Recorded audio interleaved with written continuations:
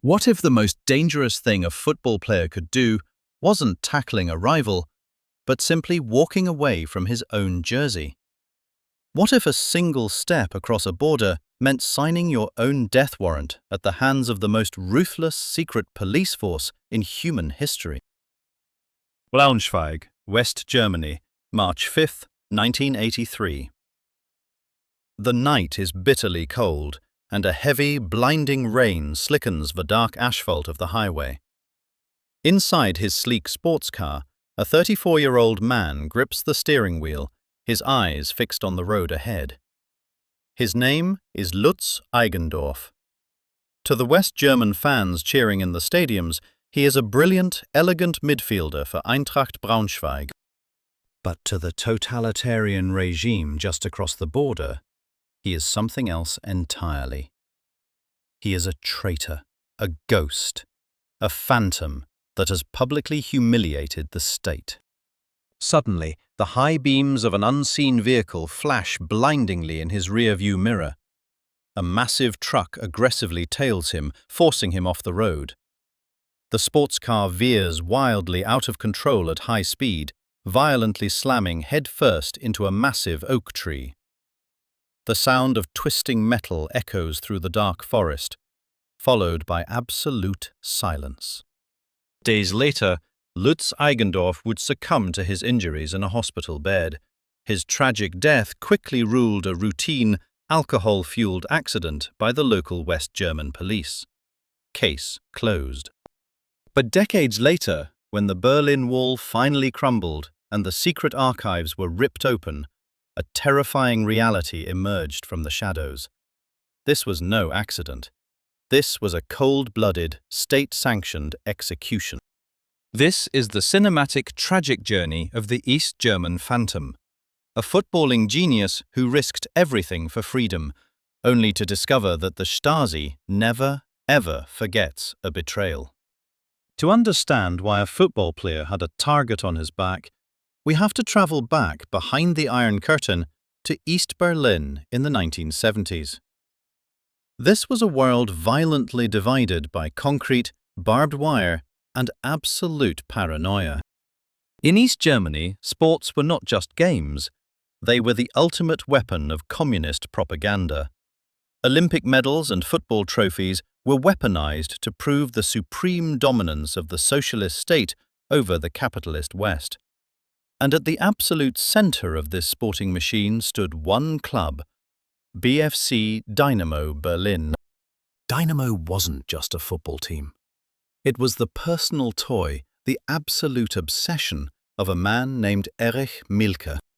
Mielke was the head of the Stasi, the Ministry for State Security. He commanded an army of over 90,000 full-time secret agents and a staggering network of nearly 200,000 informants. The Stasi watched everything. They read your mail, bugged your living rooms, and monitored your conversations. And Erich Mielke demanded that his football club win at all costs. Referees were routinely intimidated, matches were blatantly fixed, and the finest young talents in the country were forcibly transferred to Dynamo Berlin. The brightest jewel in Mielke's stolen crown was a young prodigy named Lutz Eigendorf. Eigendorf was a midfield maestro, elegant on the ball, possessing incredible vision, and blessed with a devastating long-range shot. The East German media quickly dubbed him the Beckenbauer of the East.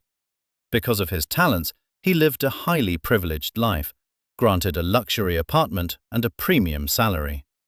He was married to a beautiful woman named Gabriele, and together they had a young daughter.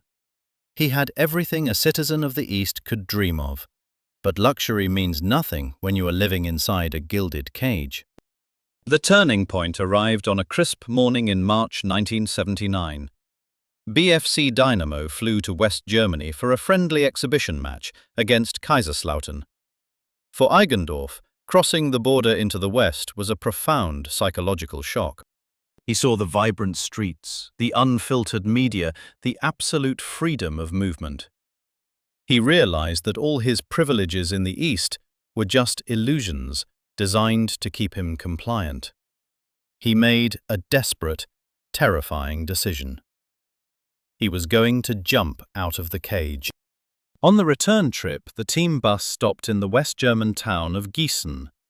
While his teammates were distracted buying souvenirs, Eigendorf quietly stepped away from the group. He slipped down a side alley, hailed a passing taxi, and vanished into the crowded streets of the West. When the team bus crossed back over the Berlin Wall that night, one seat was completely empty. Back in East Berlin, Erich Mielke flew into a state of absolute homicidal rage. A player from his personal club, the poster boy of East German socialist youth, had defected to the capitalist enemy. It was a humiliating, public slap in the face to the Stasi. Mielke immediately signed a secret decree. Operation Rose was activated. Lutz Eigendorf was officially designated a state enemy, and the Stasi was ordered to neutralize the threat. But the psychological cruelty didn't start with Lutz. It started with the family he left behind. Within hours of his escape, Stasi agents stormed Eigendorf's apartment in East Berlin. His wife, Gabriele, was subjected to aggressive, round-the-clock interrogations. The regime completely isolated her. Intercepting every single letter and love note Lutz desperately tried to send her from the West. To completely erase Eigendorf's legacy and break his spirit, the Stasi assigned handsome, undercover operational agents, known as Romeo Spies, to deliberately seduce Gabriele. Eventually, broken by intense psychological pressure and manipulation, she was forced to divorce Lutz and marry a man who was secretly a Stasi agent, reporting her every move. Lutz was left entirely alone in the West, completely blind to the fact that his family had been systematically weaponized against him. Despite the profound heartbreak of losing contact with his family, Lutz Eigendorf began to rebuild his life in the West. He signed a lucrative professional contract with Kaiserslautern and later transferred to Eintracht Braunschweig.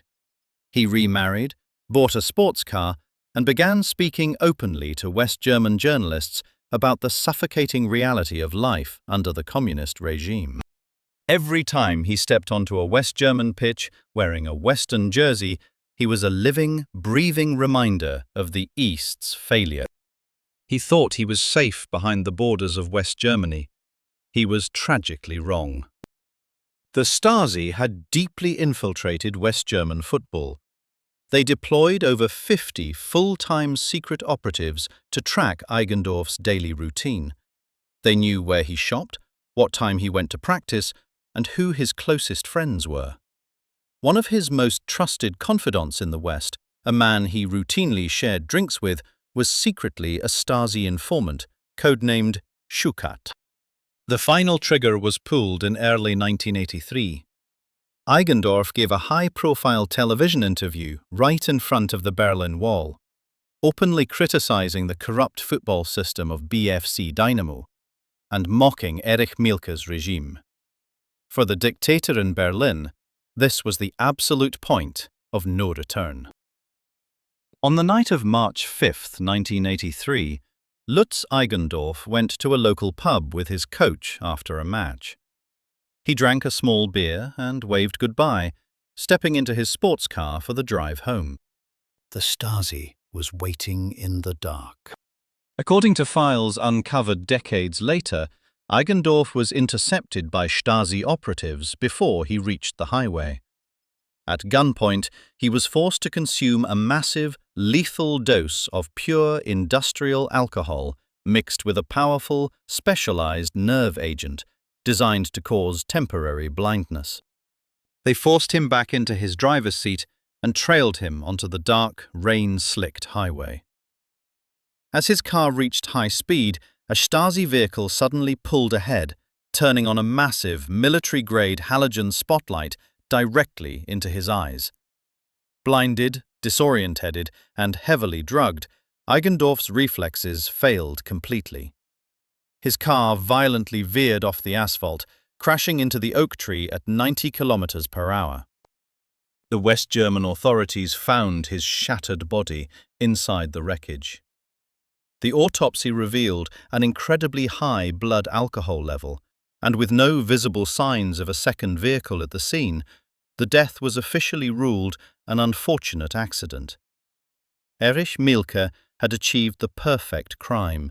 His traitor was dead, and the Stasi's hands appeared completely clean to the public. For 7 long years, the truth lay buried deep within the concrete vaults of East Berlin.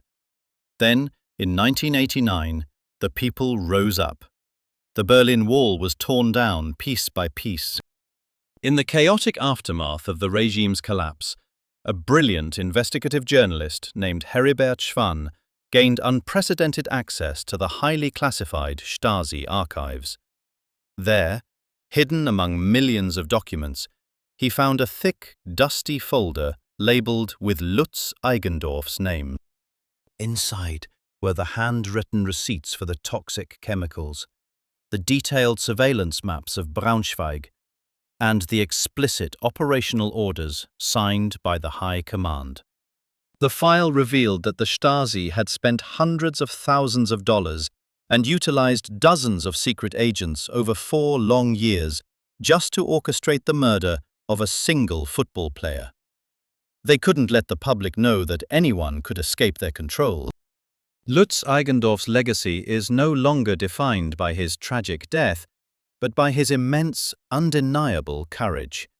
He remains the ultimate symbol of a tragic era when a football jersey was treated as a political battleground, and the simple desire to play the beautiful game in freedom was deemed a crime worthy of death. The oak tree in Braunschweig stands to this day, a silent monument to the East German phantom, a reminder of a man who ran away from the shadows, only to discover that some shadows possess a terrifyingly long reach. The regime stole his life, but history preserved his name.